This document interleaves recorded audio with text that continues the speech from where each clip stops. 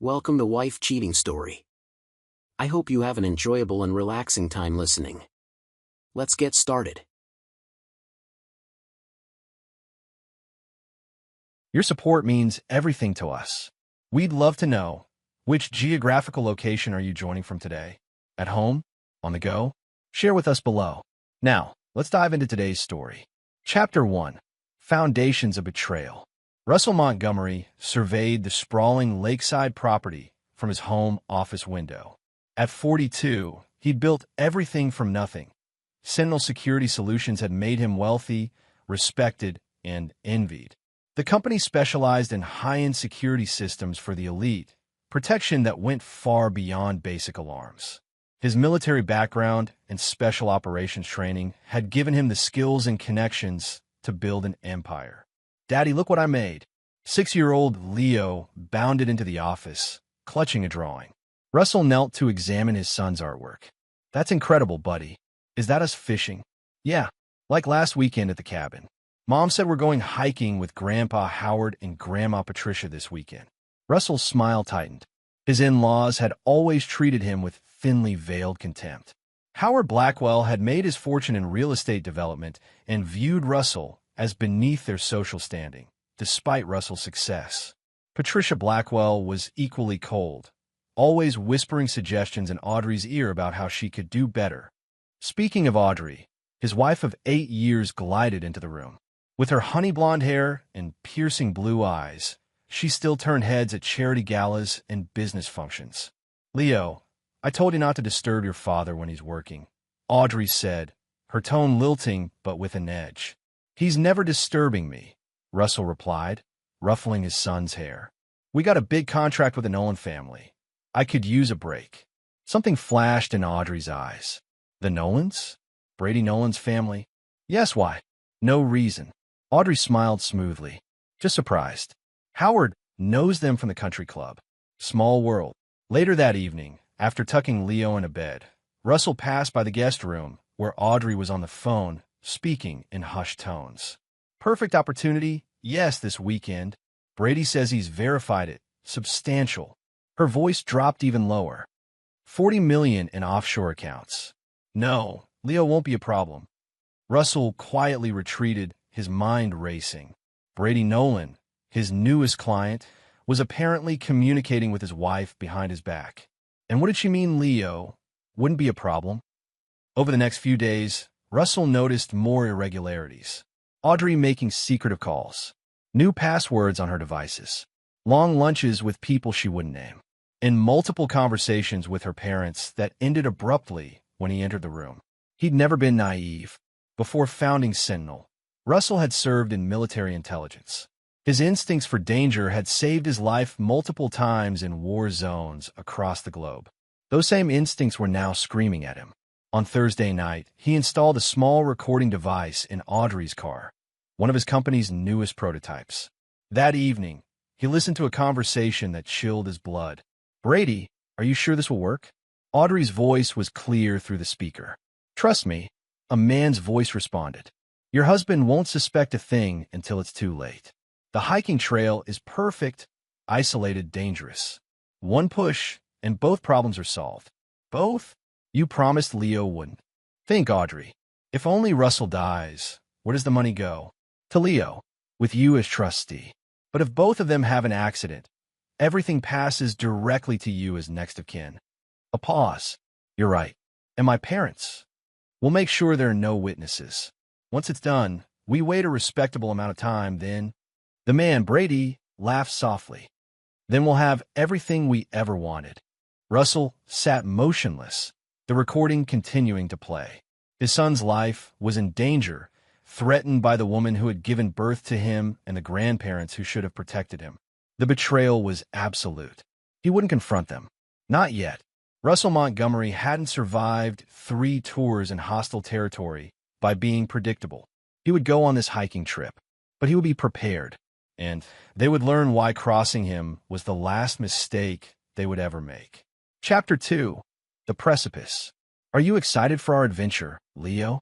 Russell asked as he loaded the final bag into their SUV early Saturday morning. "Yeah, Grandpa Howard said, "There's a super cool waterfall."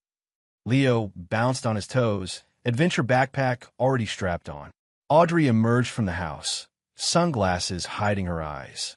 "Let's not keep my parents waiting." Her voice was light, but Russell detected the underlying tension. During the hour-long drive to the trailhead, Russell observed Audrey checking her phone repeatedly. He'd spent the previous night planning, remembering his training. In his pocket was a specialized GPS beacon. Inside his hiking boots were reinforced steel shanks.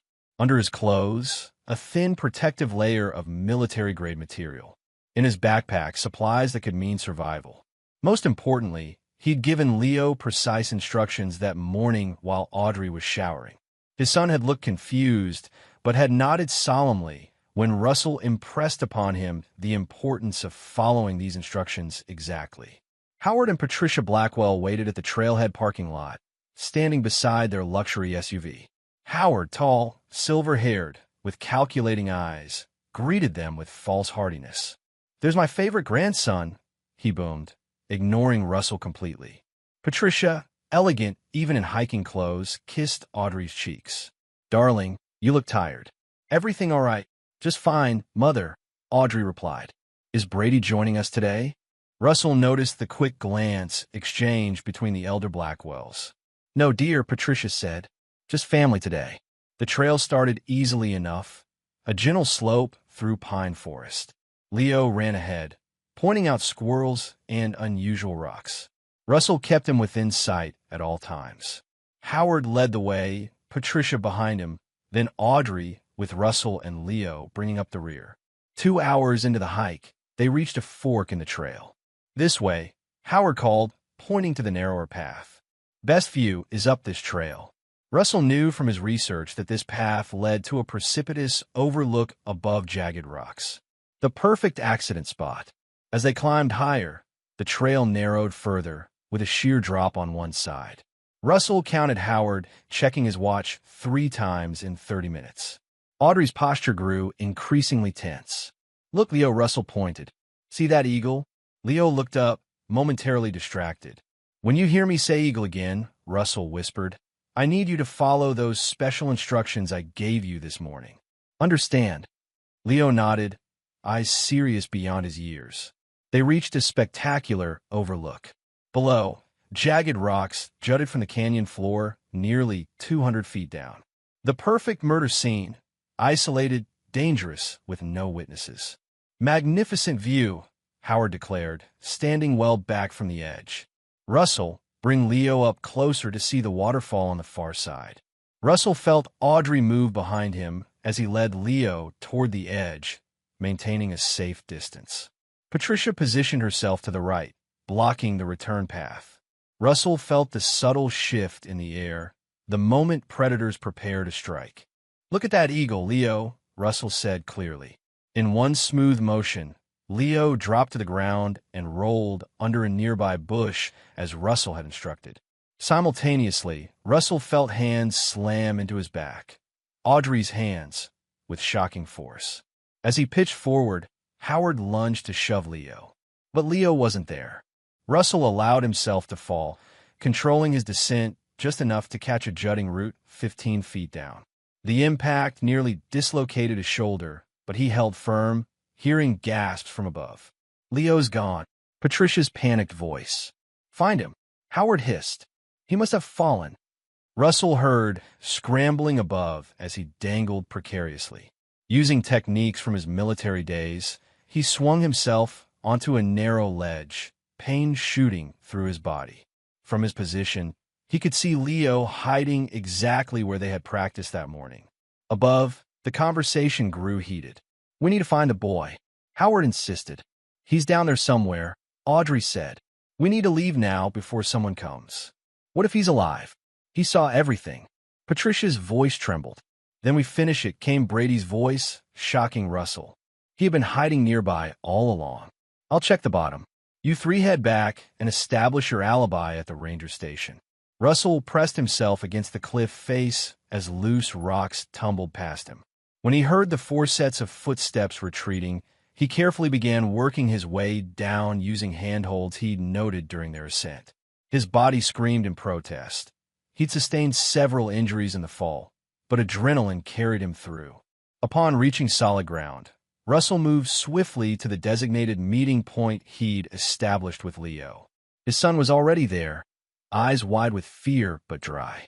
"Dad, you're hurt," Leo whispered. "I'm okay, buddy. You did perfectly." Russell embraced his son tightly. "Now I need to be very quiet. That man, Brady, is coming to look for us. We need to pretend to be really hurt, okay?" Leo nodded solemnly. They carefully positioned themselves among the rocks, Russell applying fake blood from his emergency kit to make their injuries look convincing. 20 minutes later, they heard footsteps approaching. Brady Nolan, tall, athletic with sharp features, picked his way through the rocks, scanning the area. When he spotted them, a cruel smile spread across his face. "Well," he murmured, drawing closer. "Not quite dead yet." Russell lay motionless, eyes barely open, watching Brady approach. The man drew a knife from his belt. "This wasn't the plan," Brady said conversationally, "but it works just as well. A tragic fall, followed by fatal injuries. No one will question it." As Brady knelt beside them, Leo whimpered convincingly. "Dad," he whispered. "Dad, don't move yet." Brady leaned closer to hear Leo's words, exactly as Russell had predicted he would. In that instant, Russell exploded into action, driving his fist into Brady's throat. The man stumbled back, gasping, as Russell launched himself forward in a controlled tackle. The fight was brief and brutal. Despite his injuries, Russell's combat training proved decisive. Brady lay unconscious, bound with zip ties from Russell's pack. "What did Mom say, Leo?" Russell asked quietly. "Before she pushed us." "What did you hear?" Leo's eyes filled with tears. "She said to Brady on the phone last night, 'Once they're gone, we'll split Russell's millions and never look back.' And then she laughed, Dad." She laughed. Russell froze in horror, the full weight of the betrayal washing over him. His wife hadn't just attempted to kill him. She'd been willing to murder their child for money. "What do we do now, Dad?" Leo whispered. Russell's eyes hardened. "Now," he said, checking Brady's pulse to ensure he was still alive, "we let them think they succeeded. And then we plan." Chapter 3, Playing Dead. "Stay very still," Russell whispered to Leo as distant voices echoed through the canyon. Park rangers were approaching. Responding to the accidental fall report Audrey and her parents had undoubtedly filed. They had moved Brady's unconscious form deeper into the rocks, out of immediate sight. Russell had made a critical decision. For now, the world would believe that he and Leo had died in the fall. Only then could he ensure their safety and plan his revenge. "Remember what I told you," Russell murmured. "This is like our special spy game." Leo nodded solemnly. Despite his age, he displayed remarkable composure, a trait Russell had never wished his son would need. As the ranger voices grew closer, Russell and Leo slipped away, using the route Russell had memorized from topographical maps. He'd chosen this meeting point carefully. It connected to an old maintenance trail that would allow them to exit the park undetected. The journey was grueling. Russell's body ached from the impact of the fall, and Leo was exhausted. But by nightfall, they reached the emergency rendezvous point where Russell had stashed supplies and a prepaid phone 3 days earlier. "Who are you calling, Dad?" Leo asked as they huddled in an abandoned ranger cabin. "The only person I can trust," Russell replied, dialing a number from memory. Mitchell Hayes answered on the second ring. They had served together in special operations, saved each other's lives multiple times. After leaving the service, Mitchell had established a private security company in Arizona, maintaining ties with their former unit. Russell explained the situation in clipped, coded phrases. Mitchell understood immediately. "Stay put. I'll be there in 4 hours," he said before disconnecting. True to his word, Mitchell arrived at 2 a.m. in an unmarked SUV. His weathered face showed no shock at Russell's appearance, only cold fury at what had happened. "The news is reporting it already," Mitchell informed them. "Tragic hiking accident. Missing, presumed dead. Search suspended until morning due to dangerous conditions." Russell nodded grimly. "And the Blackwells?" Playing the devastated family to perfection. Your wife gave a tearful interview about losing her whole world in one tragic accident. Leo, half asleep against Russell's side, stirred. Mom's pretending to be sad.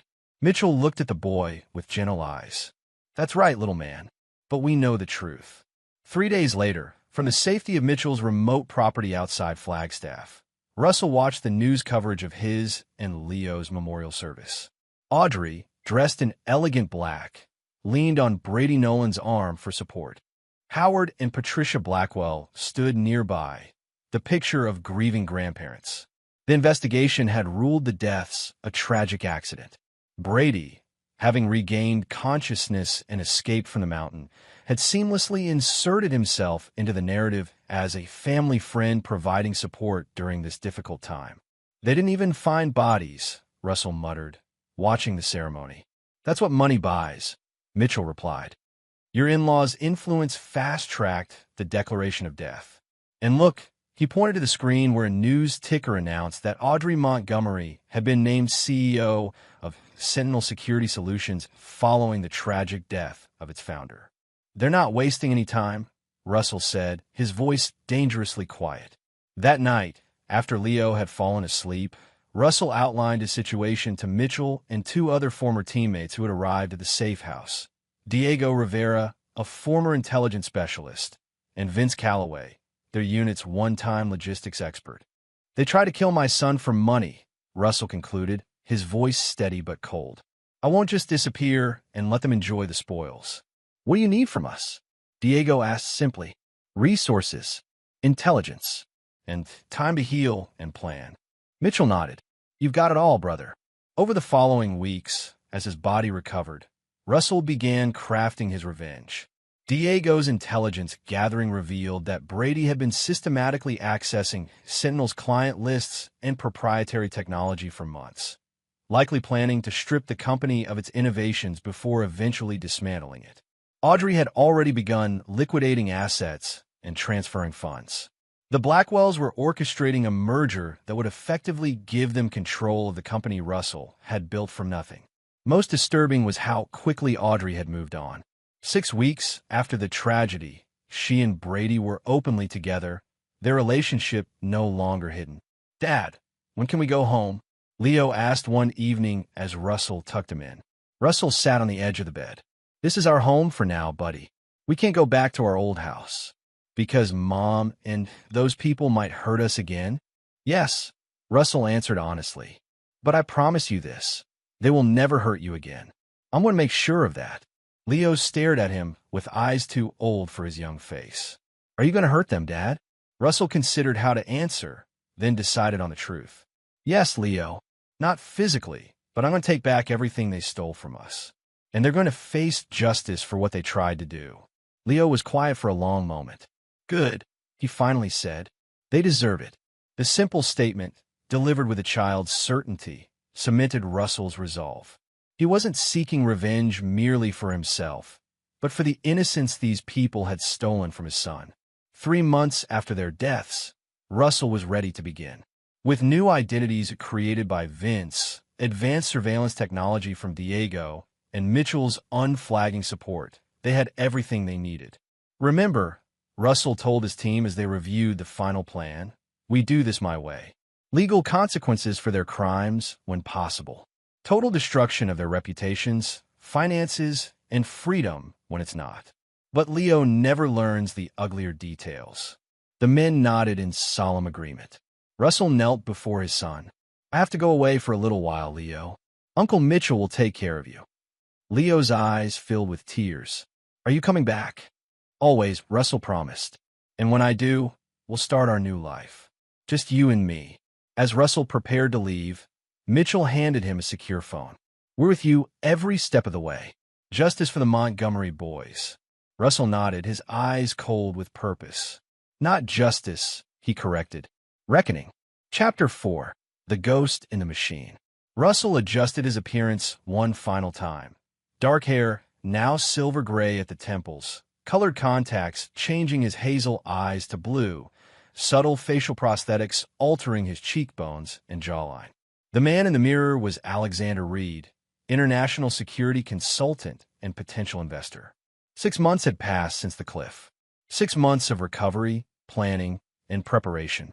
Now, Russell was ready to insert himself directly into his enemies' lives. Identity package is solid, Diego confirmed, handing over the final credentials.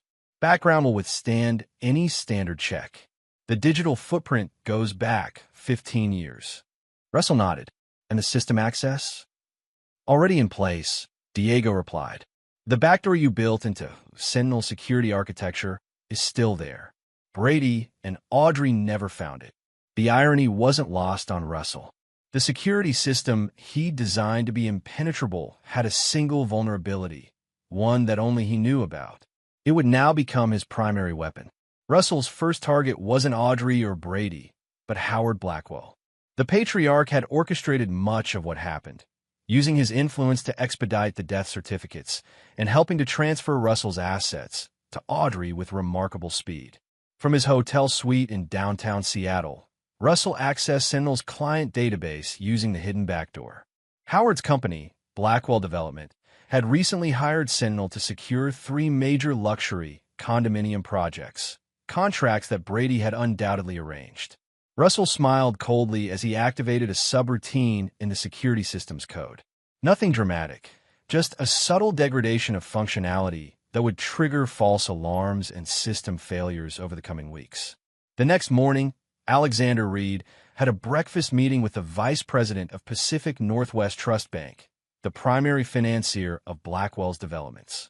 The security concerns are troubling, Russell remarked casually over coffee. 3 system failures in 2 weeks at the lakefront property alone. The VP frowned. I wasn't aware of any security issues. No, it's been the talk of the industry. Russell passed over a tablet showing security incident reports, genuine Sentinel documents that he had accessed and modified. When systems from a company like Sentinel fail this consistently, it raises questions. By the end of the meeting, the VP was visibly concerned, promising to look into the matter personally. Similar conversations with insurance underwriters, potential tenants, and city inspectors followed over the next 2 weeks. Each interaction planted seeds of doubt about both Blackwell Development's projects and Sentinel's reliability. Meanwhile, Russell established himself as a legitimate presence in Seattle's business community. Alexander Reed attended charity functions, joined the right clubs, and gradually worked his way toward introduction to Brady Nolan, now Sentinel's chief technology officer. The meeting finally occurred at a technology conference where Brady was a featured speaker. Russell listened to the man who had tried to kill him talk about innovations that Russell himself had developed. Fascinating presentation, Russell commented, approaching Brady afterward. Though the quantum encryption protocol you described seems vulnerable to side-channel attacks. Brady's expression flickered between annoyance and uncertainty. That's not been our experience in field testing. Perhaps I misunderstood. Alexander Reed. Russell extended his hand, forcing Brady to shake it. I represent a consortium looking to invest in next-generation security tech. Brady's eyes lit up with greedy interest. Investment, you say? How substantial are we talking? Potentially 9 figures for the right company. Russell smiled. Would you have time for dinner this week to discuss it? The hook was set. Brady eagerly arranged a dinner meeting, clearly not recognizing the man whose life he had tried to take. That evening, Russell video called Leo, now living comfortably at Mitchell's mountain property. How's my boy doing? Russell asked, his heart warming at the sight of his son. Good. Uncle Mitchell's teaching me chess, and I started first grade at the homeschool program. Leo leaned closer to the screen. Did you see the bad people today? Russell nodded. I did, buddy. They didn't recognize me. When are you coming back? Soon, I promise. I miss you every minute. After saying goodnight to Leo, Russell opened his laptop to check on his other ongoing operations. The systematic destruction of Howard Blackwell's business reputation was proceeding perfectly. Construction delays had multiplied after building inspectors, tipped off by concerned sources, had found multiple code violations. The Pacific Northwest Trust Bank had put a hold on further financing pending a complete security review. Equally satisfying were the signs of strain between Howard and Brady. Surveillance showed increasingly heated arguments about Sentinel's failing systems at the Blackwell properties. As Russell prepared for bed, his secure phone chimed with a message from Diego, package delivered to Patricia Blackwell. Timing is scheduled. Russell smiled grimly. Patricia, the cold, calculating woman who had stood by while her daughter attempted to murder her grandson, was about to receive the first direct blow. The next day, as Russell sat down to dinner with Brady at one of Seattle's most exclusive restaurants, Patricia Blackwell was opening a package containing what appeared to be confidential medical reports accidentally sent to her. The documents, masterfully forged by Vince, detailed Howard's apparent diagnosis of early-onset dementia and his consultation with a specialized attorney about sheltering assets before his condition became publicly known. Patricia, ever protective of her social standing and wealth, would undoubtedly confront Howard, who would have no idea what she was talking about. The seeds of distrust would be planted in their marriage just as they were being planted in their business. "So, Mr. Reed," Brady said, swirling expensive wine in his glass, "tell me more about this investment opportunity." Russell leaned forward. "My clients are particularly interested in biometric security applications. I understand Sentinel has proprietary technology in that area." Brady couldn't hide his eagerness. "Absolutely. In fact, I personally developed our latest facial recognition algorithm." The blatant lie. Russell had developed that technology, confirmed what Russell already knew. Brady was a fraud, taking credit for others' innovations. "Impressive," Russell replied smoothly. "My consortium would be interested in an exclusive demonstration, something beyond what the general market has seen." Brady took the bait. "I might be able to arrange a private showing of technology still in development." "Excellent. Would next week work? And perhaps your partner could join us? I understand Audrey Montgomery is quite the force in the company now." Brady's smile faltered slightly. "How do you know about Audrey's role?" Russell maintained his pleasant expression. "Due diligence, Mr. Nolan. We research thoroughly before investing hundreds of millions." Brady relaxed. "Of course. I'll make sure Audrey is available." As dinner concluded, Russell reflected on how easily Brady had fallen into his trap. Soon, the man would be offering to share Sentinel's most closely guarded secrets, intellectual property worth billions, with a potential investor whose identity was entirely fabricated.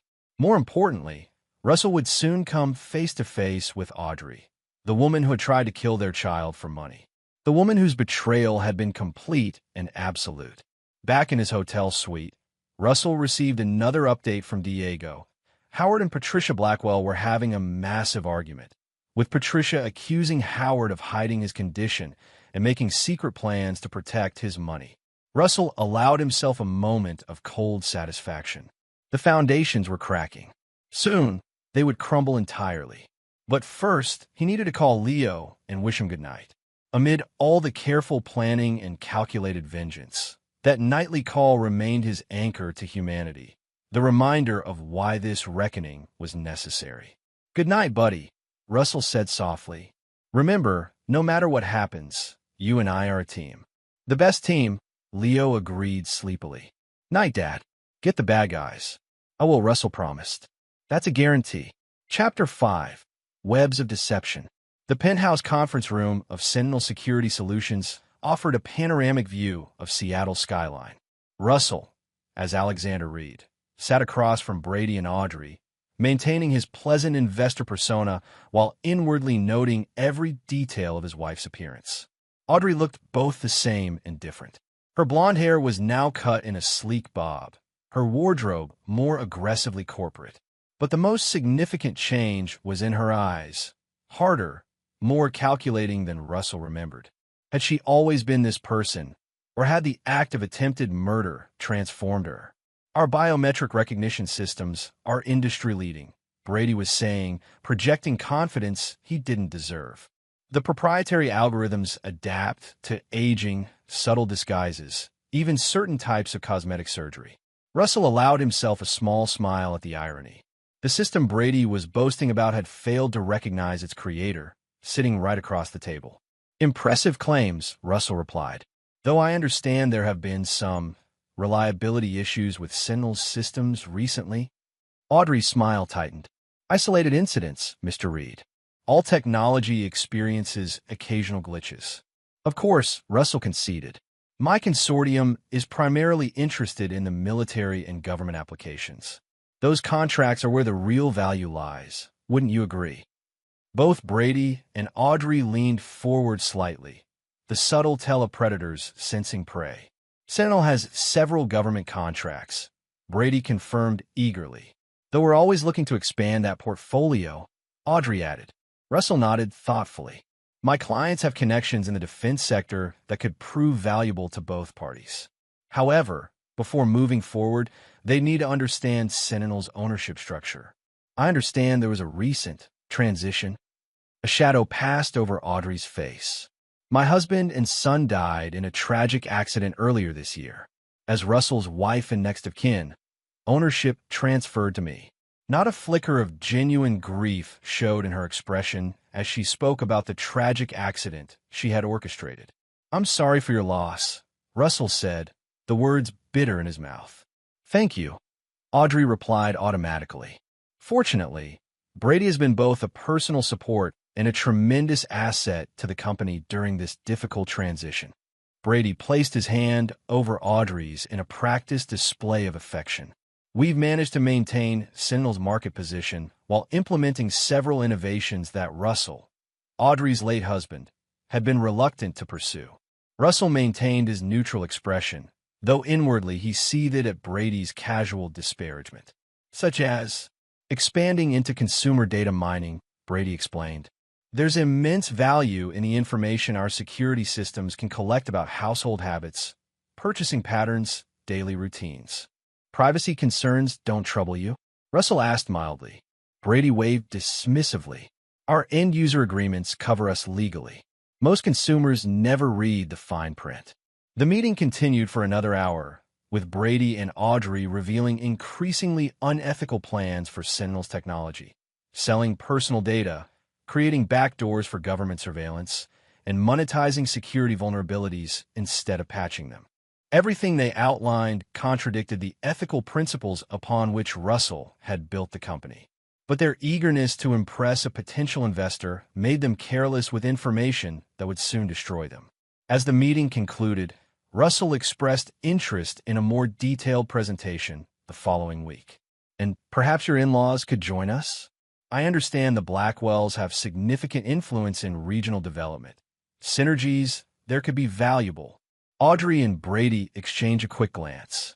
My parents are dealing with some personal matters at the moment, Audrey said carefully. Nothing serious, I hope? Russell inquired with practiced concern. Just business complications. And my father hasn't been feeling well. Russell nodded sympathetically. Of course. Another time, perhaps. After leaving Sentinel's offices, Russell contacted Diego. Update on the Blackwells? Their marriage is imploding, Diego confirmed. Patricia moved into their lake house yesterday, after consulting with a divorce attorney. Howard's busy trying to figure out why 3 of his development projects are suddenly facing regulatory issues and financing problems. And our banking maneuver? In progress. Vince's contact at the SEC has flagged the unusual transfer patterns from Sentinel's accounts. Preliminary audit scheduled for next month. Russell's next stop was the office of Thomas Willis, an investigative reporter known for exposing corporate malfeasance. As Alexander Reed, Russell had spent weeks cultivating Willis as a contact, positioning himself as a whistleblower concerned about unethical practices in the security industry. These came into my possession, Russell said, sliding a flash drive across the desk to Willis. Audio recordings of Sentinel executives discussing plans to sell private consumer data to third parties without adequate disclosure. Willis's eyes widened as he listened to excerpts, actual recordings Russell had made during his meeting with Brady and Audrey. This is explosive, Willis said, especially given Sentinel's government contracts. There's strict regulations about data handling. I thought you should know, Russell replied modestly. The public deserves to understand how their privacy is being compromised. Later that evening, Russell met with his final contact of the day, Special Agent Laura Morris of the FBI's White-Collar Crime Division. Your information on Blackwell development was accurate. More is confirmed in a private room at an upscale restaurant. We found evidence of multiple code violations being covered up through bribes to inspectors. The investigation is expanding. What about the connection to Sentinel? Russell asked. We're looking into it.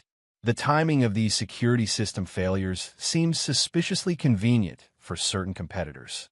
Russell nodded. I may have additional information that could help your investigation. He offered, producing documents showing irregular financial transfers between Blackwell Development and offshore accounts linked to Brady Nolan, transactions Diego had carefully documented. As Russell returned to his hotel, he received a video call from Mitchell. Leo appeared on screen, grinning widely to show a missing front tooth. Dad, look what happened today. Russell's carefully constructed veneer of Alexander Reed fell away instantly. Wow, buddy, did the tooth fairy visit? Uncle Mitchell says she's coming tonight. I'm going to stay up and try to see her. Russell laughed, a genuine sound that had become rare these past months. Good luck with that, Leo. I miss you. Miss you too. Are you coming home soon? Very soon, Russell promised. Just a little more work to do. After saying goodnight, Russell reviewed the progress of his plan. Howard Blackwell's business was crumbling under regulatory scrutiny and financial pressure. Patricia was filing for divorce, convinced her husband was hiding assets and mental decline. Brady and Audrey had unknowingly provided damning evidence of their unethical business practices to both the media and federal investigators. Most importantly, they were beginning to turn on each other. Howard blamed Brady for the failing security systems. Patricia suspected both Howard and Audrey of financial deception. Brady and Audrey were growing frustrated with the Blackwells' personal problems interfering with business. Russell opened his laptop and activated the final phase of his cyber strategy, a carefully constructed series of digital breadcrumbs suggesting that Brady had been systematically embezzling from Sentinel while deliberately sabotaging the company's security systems to distract from the theft. The evidence would initially appear only as subtle anomalies in the company's financial reporting, just enough to trigger concerns from the board members Diego had quietly contacted. But once investigators started looking, the trail would lead directly to Brady. Russell's phone chimed with a message from Vince. Package 2 delivered to Patricia Blackwell. The second accidental delivery, banking statements showing Howard had recently opened accounts in the Caymans and transferred significant assets there, would accelerate the collapse of their marriage. Russell allowed himself a grim smile as he prepared for bed. The web was tightening around all of them. Soon, it would be time for the final confrontation, but not before each of them had been systematically stripped of everything they valued. As he drifted towards sleep, Russell pictured Leo's smiling face. The pain of Audrey's betrayal would never fully heal, especially for their son. But Russell would ensure that those responsible paid the full price for what they had done. Tomorrow would bring him one step closer to that reckoning. Chapter 6: Fault Lines. 9 days later, Russell watched from his hotel room as Thomas Willis's investigative report dominated the morning news cycle. Security giant Sentinel accused of massive privacy violations and data selling scheme. The story detailed how the company had allegedly created backdoors in its security systems to harvest private data from homes and businesses, selling that information to marketing firms and data brokers without customer knowledge or consent. Sentinel stock had plummeted 28% in pre-market trading. The company's PR team was in full crisis mode, issuing denials that rang hollow against the damning audio evidence Willis had published. Russell's phone rang, Diego with a morning update. FBI just arrived at Sentinel headquarters with search warrants, Diego reported. And you'll love this. Brady tried to access those Cayman accounts last night to move funds, but found them frozen. Audrey, calling every board member, trying to distance herself from the privacy scandal, blaming it all on Brady's unauthorized initiatives that she just learned about. Russell nodded, unsurprised by Audrey's betrayal of her partner. And the Blackwells? Patricia filed for divorce yesterday, demanding an emergency freeze on all joint assets. Howard had a very public meltdown at his country club, accusing multiple members of conspiring against him. Security escorted him out, Everything was proceeding according to plan, perhaps even better than expected. The carefully constructed lives of those who had tried to kill him and Leo were disintegrating rapidly, with minimal direct action from Russell himself. He had simply created the conditions for their own worst impulses to flourish. "What's your next move?" Diego asked. "Time for Alexander Reed to express his concerns about investing in a company under federal investigation," Russell replied. "I have a meeting with Audrey in 2 hours." Sentinel's headquarters buzzed with barely contained chaos when Russell arrived. Employees huddled in worried groups, while FBI agents methodically collected evidence from executive offices. Audrey's assistant, looking harried, escorted Russell past a conference room where Brady was being interviewed by federal agents. "Ms. Montgomery apologizes for the disruption," the assistant said. "As you can see, we're dealing with some unexpected issues today." Audrey waited in her office, formerly Russell's office, looking remarkably composed given the circumstances. Only the tightness around her eyes betrayed her stress. "Mr. Reed," she greeted him with forced warmth. "Thank you for coming despite this morning's misunderstanding." "Misunderstanding seems a mild term for federal agents with search warrants," Russell observed, taking a seat across from her. Audrey's smile didn't reach her eyes. "A competitor's smear campaign, nothing more. Brady made some unfortunate statements that were taken out of context, but there's no substance to these allegations." "The recordings sound quite substantive," Russell countered mildly. "Edited and manipulated." Audrey dismissed with a wave of her hand. "We'll weather this storm. Sentinel's foundations are strong." The irony of her statement wasn't lost on Russell. The foundation she stood upon, his company, his innovation, his life's work, had been stolen through attempted murder. "I hope you're right," Russell said. "However, my consortium must delay any investment decisions until these legal matters are resolved. I'm sure you understand." Frustration flashed across Audrey's face before she masked it. "Of course, though this could present an opportunity for a visionary investor. Our stock is temporarily undervalued. Perhaps. There's another matter I wanted to discuss, a personal one, if you don't mind." Audrey raised an eyebrow. "Personal? I understand you lost your husband and son recently.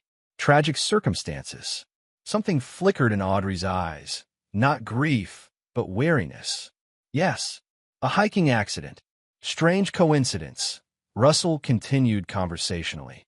"I was hiking in that same area around that time. Beautiful but treacherous terrain." "Mr. Reed, I don't see how this is relevant to." "Tell me," Russell interrupted, his tone still pleasant, but with an underlying edge. "When you planned to kill your husband and child, did you consider alternative methods? The cliff seems so uncertain." Audrey froze, color draining from her face. "I don't know what you're talking about. My family died in a tragic accident." Russell leaned forward slightly. "Did they?"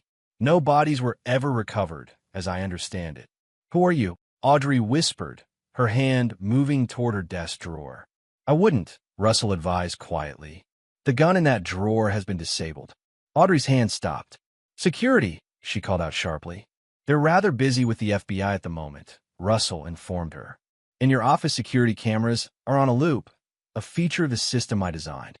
Recognition dawned in Audrey's eyes as Russell removed his colored contacts, revealing his natural hazel eyes. "No," she breathed. "It's not possible." "Many things seem impossible until they happen," Russell replied, his voice now dropping its affected accent. "Like a mother trying to murder her child for money." Audrey's shock quickly hardened in a calculation. "You can't prove anything. It was an accident. Your word against mine." "That might have been true 6 months ago," Russell acknowledged. "But now, your parents' marriage is destroyed. Brady is about to be indicted for fraud and embezzlement. Your company is under federal investigation. And most importantly, he produced a small recorder. You just tacitly admitted to knowing I'm your supposedly dead husband." Audrey's mask of composure shattered. "What do you want? Money? The company back?" "I want you to understand something, Audrey," Russell said, his voice deadly quiet.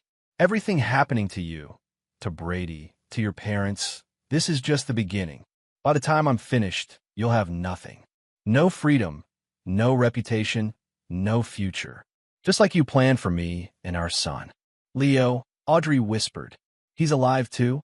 The son you were willing to murder? Yes, he's alive and well. And he knows exactly what you tried to do to him. Tears filled Audrey's eyes. Whether from genuine emotion or calculated manipulation, Russell couldn't tell and didn't care. Russell, please. It was Brady's idea. He manipulated me, convinced me. Save it. Russell cut her off coldly. I heard you laugh about our deaths on the phone. Leo heard you. There's no coming back from that. A knock at the door interrupted them. Audrey quickly composed herself as her assistant poked her head in.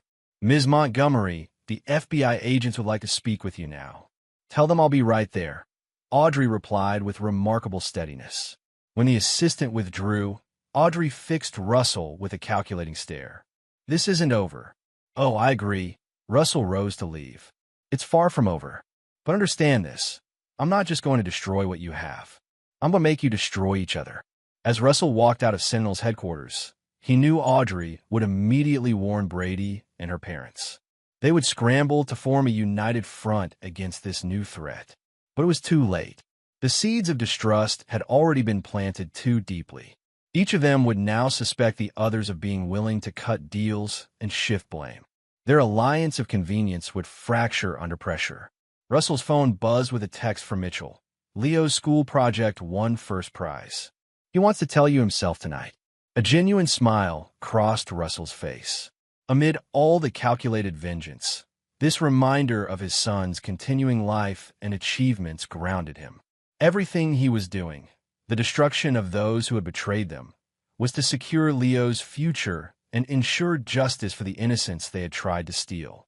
That evening, as Russell packed his hotel room in preparation for the next phase of his plan, breaking news flashed across the television. Sentinel Security CEO Audrey Montgomery arrested on conspiracy charges. The reporter detailed how federal investigators had discovered evidence linking Audrey to Brady Nolan's alleged embezzlement scheme. Even more damaging, anonymous sources had provided information suggesting the company had been selling security vulnerabilities to hackers targeting specific high-value clients. Russell hadn't planned for Audrey's arrest quite this soon, but he wasn't surprised. Once federal investigators started digging, they would find a trail of evidence Diego had carefully constructed, all pointing to very real crimes that Audrey and Brady had committed in their greed to control Sentinel. His secure phone rang, Vince with an urgent update. Howard Blackwell just tried to flee the country, Vince reported. Customs stopped him at Seattle-Tacoma Airport with over $2 million in bearer bonds in his luggage. He's being detained for questioning. And Patricia? Filing amended divorce papers tomorrow citing new evidence of criminal conspiracy. She's trying to distance herself completely. Russell nodded, satisfaction coursing through him. They're turning on each other even faster than expected. There's more, Vince continued. Brady's lawyer reached out to the FBI about a potential deal. He's offering information on, quote, a conspiracy to commit murder in exchange for leniency on the financial crimes. So Brady was attempting to save himself by revealing the Cliff incident. It was a predictable move, but ultimately futile. Without bodies or physical evidence, it would be his word against circumstantial evidence. More importantly, the attempted murder would now become part of the official record, ensuring that Audrey, Brady, and the Blackwells would be investigated for the crime, even if conclusive proof remained elusive. Perfect, Russell said. Let them tear each other apart. Later that night, Russell video called Leo as promised. Dad, my volcano won first prize. The judges said the chemical reaction was the best in the whole school. Russell beamed with pride. That's amazing, buddy. I knew you could do it. Uncle Mitchell helped with the wiring for the lights, but I did all the chemistry myself. I can't wait to see it in person. And guess what? I'm coming home tomorrow. Leo's eyes widened. Really? Are you done with your mission? Almost, Russell replied. The bad people are facing justice now.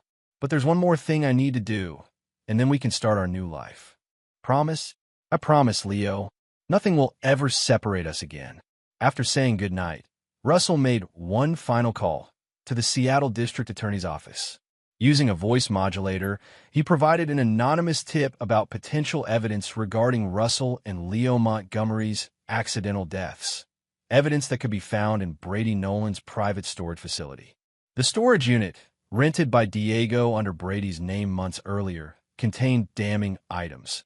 Detailed maps of the cliff area with the accident spot marked, life insurance documents for Russell and Leo with Audrey as beneficiary, and a burner phone with text messages discussing the plan. None of it would stand up to intense forensic scrutiny, but it didn't need to. It only needed to create enough suspicion to ensure that the attempted murder wouldn't be forgotten amid the financial crimes investigation. Russell looked out at the Seattle skyline one last time. Tomorrow, he would leave this identity behind and return to Leo. The machinery of justice, both legal and personal, was now fully in motion. As he turned away from the window, Russell's expression hardened with cold resolve. The final act of his reckoning was about to begin. Chapter 7. House of Cards. The King County Detention Center's visiting room was sterile and impersonal. White walls, bolted-down furniture, and omnipresent surveillance cameras. Brady Nolan, dressed in an orange jumpsuit, looked nothing like the confident executive who had tried to steal Russell's life and company. His face was haggard, his eyes haunted. Russell, now using the identity of Michael Kincaid, attorney, sat across from him, legal pad in hand. "I don't understand," Brady said, frowning. "I requested a meeting with the district attorney, not another lawyer. The DA sent me to evaluate your claim about the Montgomery deaths before committing to a formal meeting," Russell explained smoothly. "I need to assess whether your information has any actual value." Brady leaned forward eagerly. "It does. Audrey Montgomery planned the whole thing. She wanted her husband and kid dead to get control of Sentinel and the insurance money. Her parents helped set it up. And your role in this alleged murder attempt?" Russell asked, his voice professionally detached despite the rage simmering beneath. "I was manipulated," Brady insisted, the lie coming easily. "Audrey told me she was in an abusive relationship, that she feared for her life. I was trying to help her escape a dangerous situation." Russell made notes, his face betraying nothing. "And you have evidence of this conspiracy?" "Some of it was in my storage unit, but the police have that now. Look, I can testify against Audrey and her parents. They're the masterminds. I just went along because I believed Audrey was in danger." "Interesting perspective," Russell commented, "though it contradicts Ms. Montgomery's statement that you orchestrated the entire plan to gain control of Sentinel's proprietary technology." Brady's face flushed with anger. "She's lying. That bitch is trying to pin everything on me. What about Howard and Patricia Blackwell? They claim you approached them with a murder plan, promising them a share of Sentinel in exchange for their help." "That's bullshit." Brady slammed his hand on the table, drawing a warning look from the guard. Lowering his voice, he continued, "The Blackwells hated Russell from day one. They were pushing for his elimination long before I came into the picture." Russell nodded thoughtfully. "So everyone is lying except you?" "Yes. I mean," Brady ran his hands through his unkempt hair. "I made mistakes, but I'm not a murderer. I deserve a deal." "Perhaps," Russell allowed. "But there's one problem with your account." "What's that?" Russell leaned closer, his voice dropping. "The cliff." Brady blinked in confusion. "What about it? If you were merely helping an abused woman escape, why choose a method that looked like an accident? Why not go to the police? Why involve a 6-year-old child?" Brady shifted uncomfortably. "That wasn't my idea. Audrey insisted the kid had to go too, or Russell's money would be tied up in trust for years." The casual way Brady discussed Leo's intended murder sent a wave of cold fury through Russell. He maintained his professional demeanor with supreme effort. "I see.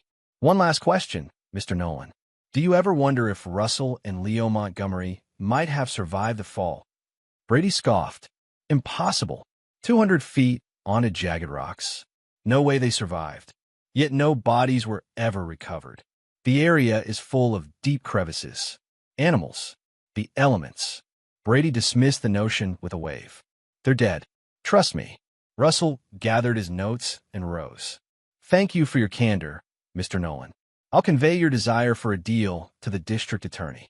"Wait, when will I hear back?" "My arraignment is tomorrow." "Justice moves at its own pace, Mr. Nolan," Russell replied. a cold smile touching his lips. But I suspect your future will be decided quite soon. As Russell left the detention center, he made 3 calls, digitally altered recordings of his conversation with Brady, sent to Audrey's attorney, Howard Blackwell's attorney, and Patricia Blackwell's home number. By nightfall, all 3 parties would know that Brady was attempting to save himself by portraying them as the primary conspirators in a murder plot. Their fragile alliance would shatter completely. Russell's next stop was the offices of Thomas Willis, the investigative reporter who had broken the Sentinel privacy scandal. "I have something that might interest you," Russell told the journalist, sliding a flash drive across the desk. Audio recordings of Brady Nolan discussing his role in the disappearance of Russell and Leo Montgomery. Willis's eyes widened. "The CEO who died in that hiking accident months ago? Are you suggesting it wasn't an accident?" "I'm not suggesting anything," Russell replied carefully. "I'm merely providing information that the public deserves to know. You'll find corroborating evidence on that drive as well. Financial transactions, communications, witness statements." "This is explosive," Willis murmured, already scanning the files. "If this checks out, we're talking about a corporate coup executed through murder." "Attempted murder," Russell corrected quietly. "Review the medical examiner's reports carefully. You'll notice they declared death without recovering bodies." Willis looked up sharply. "Are you saying Montgomery and his son might be alive?" Russell merely smiled. "I'm saying the truth deserves to come to light. All of it." That evening, from the safety of Mitchell's mountain property, Russell watched the dominoes continue to fall. Breaking news alerts reported that Howard Blackwell had been charged with multiple counts of bribery and fraud related to his development projects. Patricia Blackwell had announced through her attorney that she was cooperating with authorities in exchange for immunity. Most satisfyingly, Audrey's attorney had withdrawn from her case, citing irreconcilable differences regarding defense strategy, a clear indication that Audrey had likely admitted guilt to her lawyer while attempting to shift blame. Leo bounded into the room, interrupting Russell's thoughts. "Dad, Uncle Diego brought a puppy. Can we keep him?" Russell laughed, the sound genuine and warm. "A puppy, huh? Let me see this creature." He followed Leo outside, where Diego waited with a small German Shepherd mix who immediately ran to Leo. "Found him at a rescue," Diego explained. "Thought the little man could use a friend." Russell watched his son rolling in the grass with the puppy, his heart full. Tomorrow would bring the final phase of his plan, a direct confrontation that would complete the destruction of those who had tried to take this away from him. But tonight was for his son, for remembering why he had fought so hard to survive and return. "What are you going to name him?" Russell asked, kneeling beside Leo. Leo looked thoughtful, then broke into a grin. "Phoenix, because he got a second chance, just like us." Russell hugged his son tightly. "Phoenix it is. A perfect name." Later, after Leo had gone to bed, Russell reviewed the final elements of his plan with his team. "The press conference is set for 10 a.m., Mitchell confirmed. "All major networks will cover it. Sentinel's board is meeting at 9 a.m. to discuss the company's future," Diego added. "With Brady and Audrey both in custody and the stock in freefall, they're desperate for stability." Vince handed Russell a secure phone. "Your call to the board is scheduled for 9:15. Everything else is in place." Russell nodded. "Good. After tomorrow, we can all move on with our lives." "Are you sure about this approach?" Mitchell asked quietly. "It's more public than we discussed initially." "I'm sure," Russell replied firmly. "This isn't just about personal revenge anymore. It's about justice for Leo, for myself, and for everyone they were willing to hurt in their greed." As his friends departed to finalize preparations, Russell checked on Leo one last time. His son slept peacefully, the puppy curled against his side. The sight strengthened Russell's resolve. Tomorrow would bring the final reckoning, not through violence or illegal means, but through the complete and irrevocable exposure of truth. A truth that would destroy his enemies more thoroughly than any physical vengeance could achieve. Russell returned to his study and opened a secured laptop. On the screen was a simple document, his sworn testimony about the events at the cliff, supported by evidence his team had gathered over the past months. He added one final sentence, then closed the file. Justice was coming. and it would be absolute. Chapter 8. Resurrection Day. The Sentinel Security Solutions boardroom hummed with tense conversation.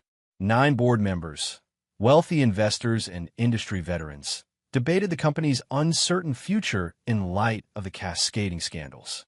The stock has lost 63% of its value in 10 days, the CFO reported grimly. Major clients are terminating contracts hourly. We're facing a class action lawsuit from customers over the privacy violations. And the criminal investigations? Asked Eleanor Winters, the most senior board member. Expanding daily. Beyond the fraud and embezzlement charges against Nolan and Montgomery, the Seattle DA is now investigating possible murder conspiracy charges related to Russell Montgomery's death. The room fell silent at this last revelation. This company cannot survive much more negative publicity, Eleanor stated flatly. We need to consider all options, including selling core assets and dissolving the corporation. The boardroom phone rang, startling everyone. The CFO glanced at the display. It's the call from MK Ventures that was scheduled. Should I postpone? Eleanor shook her head. Take it. At this point, any potential lifeline is worth exploring. The CFO activated the speakerphone. This is the Sentinel board. We're on a secure line. Good morning. Russell's voice came through clearly, though none present recognized it. I understand Sentinel is facing some challenges. That's putting it mildly, Eleanor replied dryly. Are you still interested in discussing acquisition given recent developments? More than interested, Russell answered. In fact, I'm prepared to make an offer for controlling interest in Sentinel, effective immediately. The board members exchanged glances of surprise and cautious relief. That's unexpected given the company's current situation, the CFO remarked. On the contrary, Russell countered. It's precisely because of the current situation that this opportunity exists. My offer is straightforward. I'll inject $350 million in immediate capital in exchange for 51% ownership. Murmurs of shock rippled through the room. The amount was a fraction of what Sentinel had been worth weeks ago, but significantly more than its current market valuation. This is contingent on immediate board acceptance and 2 non-negotiable conditions, Russell continued. First, all current executives are removed, giving me complete operational control. Second, all proprietary technology and patents are secured in a new holding company under my exclusive management. May I ask why you take such a risk on a company in our position? Eleanor asked cautiously. Because I understand Sentinel's true value better than anyone, Russell replied. As for my identity, I suggest you turn on any news channel. My press conference is about to begin. Confused, the CFO activated the large screen on the boardroom wall, tuning to a national news network. The camera showed a podium set up outside the federal courthouse in Seattle, where a crowd of reporters had gathered. The board watched in stunned silence as Russell Montgomery, presumed dead for months, stepped up to the microphone, very much alive. Ladies and gentlemen, Russell began, his voice steady. My name is Russell Montgomery. 8 months ago, my 6-year-old son Leo and I were pushed from a cliff in an attempted murder orchestrated by my wife, Audrey Montgomery, her lover Brady Nolan, and her parents, Howard and Patricia Blackwell. Gasps and shouts erupted from the press corps. We survived by pretending to be dead, Russell continued calmly. While recovering from our injuries, I uncovered evidence of their conspiracy, motivated by greed for control of my company, Sentinel Security Solutions, and the millions in life insurance they had taken out without my knowledge. In the Sentinel boardroom, chaos erupted as board members realized they were watching their company's founder, supposedly dead, exposing a conspiracy on national television. I am alive. My son is alive. And I have returned to reclaim what was stolen from us, Russell stated firmly. I have provided federal prosecutors with extensive evidence of the conspiracy against us, as well as documentation of the fraud, embezzlement, and privacy violations committed by the conspirators after our supposed deaths. Russell looked directly into the camera. To the board of Sentinel Security Solutions, I founded this company with a commitment to ethical security solutions. That legacy has been betrayed. You have 15 minutes to accept the offer presented to you moments ago, or I will use my remaining shares and founder's privileges to initiate the dissolution of the company entirely. In the boardroom, the phone remained open on the conference table. Through it came Russell's voice once more. Your time starts now. The next 14 minutes were a blur of frantic discussion, legal consultations, and ultimately, recognition of the inevitable. With 1 minute remaining, Eleanor Winters spoke into the phone. The board accepts your offer and conditions, Mr. Montgomery. We will execute the necessary paperwork immediately. Wise decision, Russell responded. My attorneys will contact you within the hour. At the press conference, Russell continued addressing the stunned media. I built Sentinel Security Solutions to protect people. Instead, under new leadership, it was corrupted into a tool for surveillance and data theft. That ends today. I have returned to rebuild this company with its original mission and ethics. A reporter shouted, Mr. Montgomery, where have you and your son been all these months? In a secure location, recovering from our injuries and gathering evidence, Russell replied.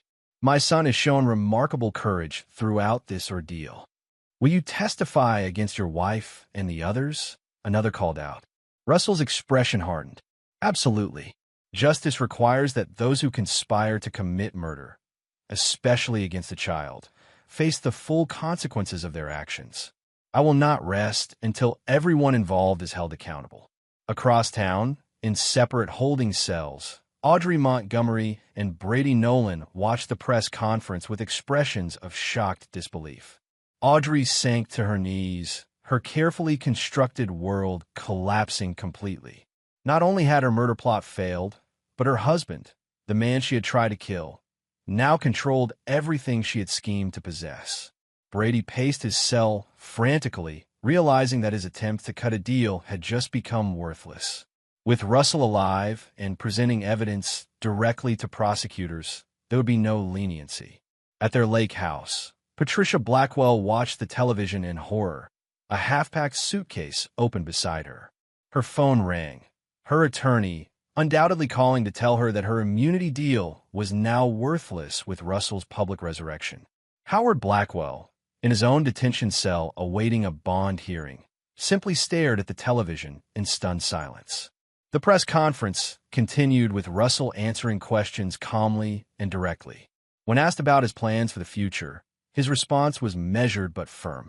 My first priority has always been my son's well-being.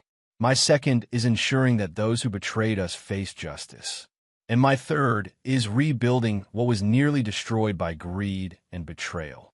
Back at Mitchell's mountain property, Leo watched his father on television, sitting between Mitchell and Diego. Your dad is pretty amazing, Mitchell told the boy. Leo nodded solemnly. The bad people can't hurt us anymore, right? Never again, Diego assured him. Your dad made sure of that. As the press conference concluded, Russell returned to the secured SUV where his team waited. It's done, he told them. The board accepted. Sentinel is back under our control. And our new identities? Vince asked. Still valuable, Russell replied. We'll maintain them for Leo's sake. A fresh start, away from the media attention. But first, we finish this. The next morning, Russell sat in the district attorney's office, providing formal statements about the attempted murder and subsequent events. With his testimony and the evidence his team had gathered, the DA assured him that charges against all 4 conspirators will be expanded to include attempted murder, conspiracy, and obstruction of justice. They'll try to cut deals, the DA warned, especially the Blackwells. Let them try, Russell replied coldly. My son and I will testify to what happened on that cliff. And I have evidence of their conversations planning our deaths. Later that day, Russell returned to Sentinel headquarters for the first time since his death. Employees stared in shock as he walked through the offices, Mitchell and Diego flanking him like bodyguards. In the executive suite, his old office, which Audrey had redecorated, Russell called together the remaining management team. Effective immediately, I am resuming control as CEO, he announced without preamble. The company will undergo complete restructuring. Those who participated in or facilitated the privacy violations and data selling will be terminated. Those who oppose these practices will be rewarded. One brave executive raised her hand. "Sir, the company's reputation is salvageable," Russell finished firmly. "We will issue full refunds to affected customers, implement transparent privacy practices, and rebuild trust through actions, not words." As the meeting concluded, Russell remained alone in the office that had once been his. He removed Audrey's personal items from the desk, placing them in a box for her attorneys to collect. Among her things, he found a family photograph: Russell, Audrey, and Leo at the lake house the previous summer. They looked happy, normal. The perfect family. It had all been a lie. Russell placed the photograph face down in the box. That chapter of his life was over. Now, he focused only on securing justice and building a new future for himself and Leo. His phone rang. "Mitchell. Thought you'd want to know," his friend said without preamble. "Brady Nolan is trying to hang himself on Audrey." His new attorney just offered the DA a full confession, including details about how Audrey planned everything months in advance. "Let them destroy each other," Russell replied. "It saves us the trouble." That evening, as Russell prepared to return to the mountain property and Leo, he received one final call from Eleanor Winters. "The board has officially ratified your return as CEO and majority owner," she informed him. "And we owe you an apology for not questioning the circumstances of your alleged death more thoroughly. You were misled by expert manipulators," Russell acknowledged. "But going forward, I expect better judgment." "Understood. There's one more thing. Audrey's attorney has requested a meeting with you. Something about information you might want." Russell considered this. "Arrange it for tomorrow morning, but I'll only give her 15 minutes. The next day, in a small conference room of the county jail, Russell came face-to-face with Audrey for the first time since revealing his survival.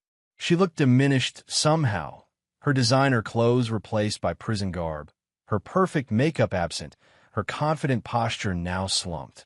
"Russell," she began, her voice quavering. "I never thought—" "Save it," he cut her off coldly. "You have 13 minutes remaining. Use them wisely." Audrey's facade cracked entirely. "Please, Russell.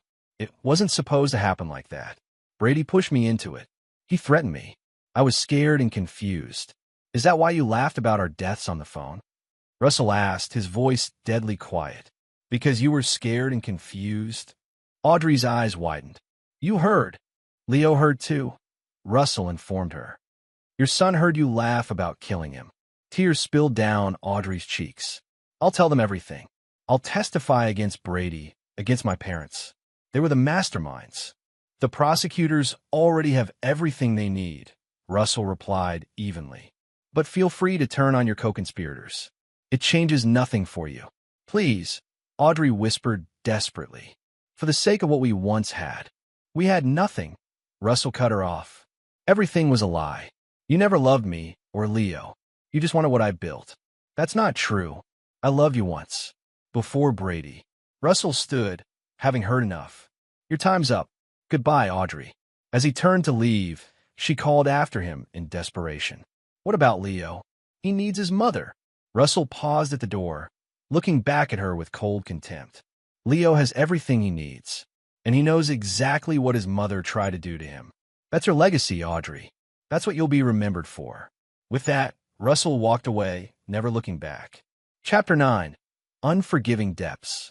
3 years later, the lakeside home on the outskirts of Portland bore little resemblance to Russell's former Seattle residence. Smaller, more modest, but infinitely warmer. It reflected the priorities of its occupants rather than serving as a status symbol. Russell, now living under the name Richard Miller, watched from the deck as 9-year-old Leo played fetch with Phoenix in the yard. The boy had grown taller, more confident in the 3 years since their resurrection. Therapy had helped him process the trauma of his mother's betrayal, though some wounds would never completely heal. Looking philosophical today, Mitchell observed, joining Russell with coffee mugged for them both. "Just appreciative," Russell replied, accepting the coffee. 3 years ago, I wasn't sure we'd make it to this point." Mitchell nodded. "Heard from Vince this morning. Audrey's final appeal was denied. She'll serve the full 25 years. Russell showed no reaction to this news.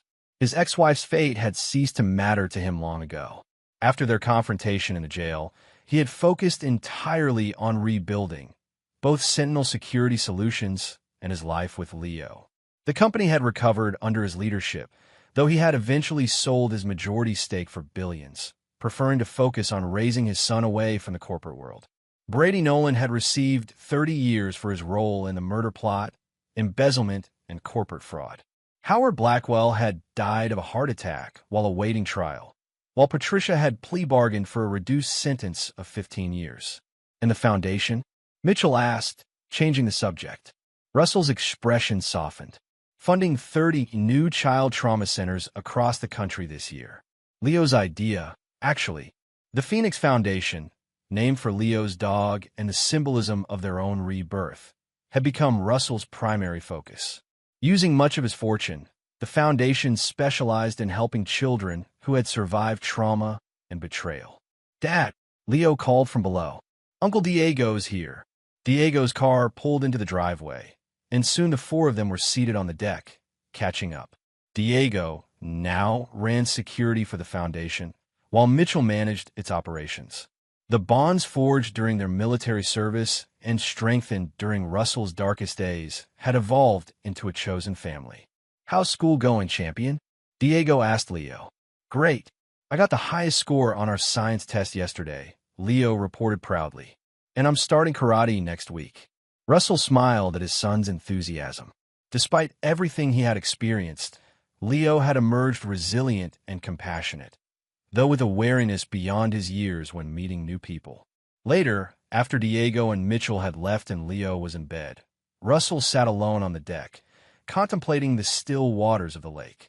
His secure phone, maintained for Foundation business, chimed with a message from the warden of the women's prison where Audrey was serving her sentence. "Per protocol, informing you of prisoner Montgomery's request for a meeting with her son. Requires your approval as legal guardian." Russell deleted the message without responding. Like every previous request, this one would be denied. Leo had been clear from the beginning. He wanted nothing to do with the mother who had tried to kill him. "Dad," Leo's voice came from behind him. "Can't sleep." Russell turned, opening his arms as his son came to sit beside him. "Bad dream." Leo shrugged. "Just thinking too much. Uncle Diego mentioned Mom's appeal today when he thought I couldn't hear." Russell sighed. "I'm sorry, buddy. We shouldn't have discussed that around you." "It's okay," Leo replied. "I'm glad she's staying in prison." Russell studied his son's face in the moonlight. "How do you feel about all of it now? It's been a while since we really talked about it." Leo considered the question with a maturity that sometimes startled Russell. "I used to wonder if I should try to forgive her someday," he admitted. "Ms. Patterson at school says forgiveness helps the person doing the forgiving." Russell nodded, but remained silent, letting Leo work through his thoughts. "But I don't think I will," Leo continued. "She didn't just try to hurt us. She laughed about it. That's not something you forgive." Unable to argue with his son's assessment, Russell simply put his arm around Leo's shoulders. "It's okay either way, buddy. Some things go beyond forgiveness, and that's a personal choice only you can make." Leo leaned against his father. "I'm glad we're like you, Dad. Like me. Yeah. Strong enough not to forgive people who don't deserve it. Strong enough to start over." Russell felt a complex mix of emotions at his son's words. Pride at Leo's resilience.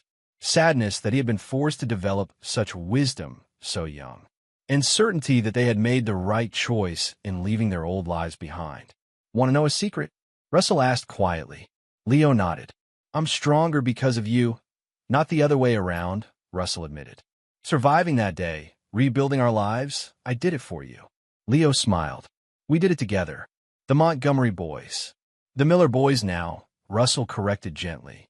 "New names, new start." Leo yawned. "Same team, though. Always," Russell promised. "Now back to bed. You've got that field trip tomorrow." After tucking Leo in again, Russell returned to the deck, his thoughts turning to the future rather than the past. Next week, he would finalize the purchase of a small cybersecurity firm developing technology to protect children online, another extension of the Foundation's mission. His phone buzzed with a text from Vince, reporter from Seattle Times, asking questions about the Montgomery case again. Third anniversary of the resurrection coming up. Wanting to handle it. Russell typed a simple reply, standard response. No comments, no interviews. The public's fascination with their story had never fully waned. Books had been written, a documentary produced, and occasional news retrospectives appeared on major anniversaries. Russell ignored them all, focusing instead on building something meaningful from the wreckage of Betrayal. As he prepared for bed, Russell glanced at a framed photograph on his nightstand. Leo and Phoenix at the lake last summer, both looking joyful and carefree. Not the perfect family portrait from his previous life, but something real and honest. The betrayal had taken much from them, but it had also revealed truths that might otherwise have remained hidden. About Audrey and her parents, about the facade of their marriage, about human capacity for both cruelty and loyalty. Most importantly, it had taught Russell that true strength wasn't just about survival or even revenge. It was about rebuilding, about protecting what mattered, about recognizing that while some betrayals went too deep for forgiveness, they didn't have to define the future. As he drifted towards sleep, Russell's last thoughts were not of Audrey or the conspirators now serving their sentences.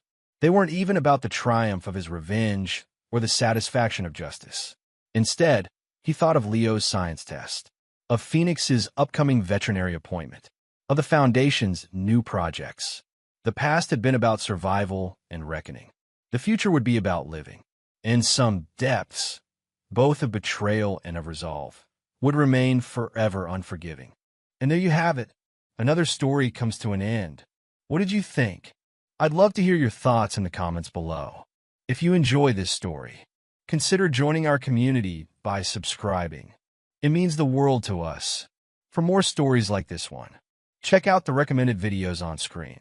And I'll see you there.